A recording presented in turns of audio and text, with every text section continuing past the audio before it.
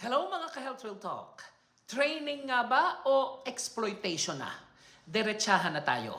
Walang sahod, walang allowance o benepisyo, ikaw pa ang liable sa damages. Hindi sila liable kung ma-infect o ma-injure ka. Walang assurance ng trabaho pagkatapos ng training.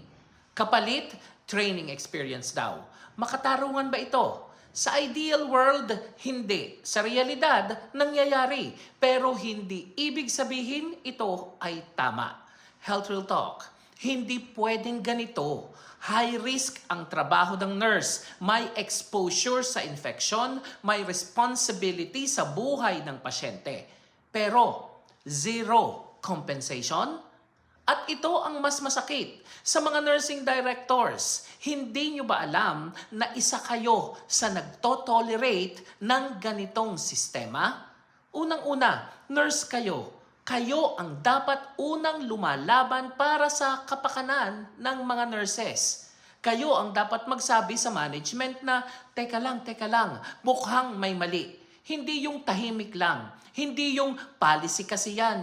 Hindi yung ganyan na talaga. Leadership. Real talk tayo. Ang pagiging leader hindi lang tungkol sa operations. Tungkol ito sa pagtatanggol sa ating propesyon. Kung kayo mismo hindi magsasalita, sino pa ang aasahan ng mga baguhang nurses? Reality check. Kaya pumapayag ang nurses dahil kailangan ng experience, walang opportunity at gustong makaalis ng bansa. Pero hindi dapat sinasamantala ang kanilang mga pangarap. Ang nurse hindi libre. Ang nurse hindi disposable. Ang nurse hindi dapat ginagawang training asset lang. Kung may career progression, dapat may dignidad at makatarungang kompensasyon. Mga kapwa nurse, hanggang kailan tayo mananahimik?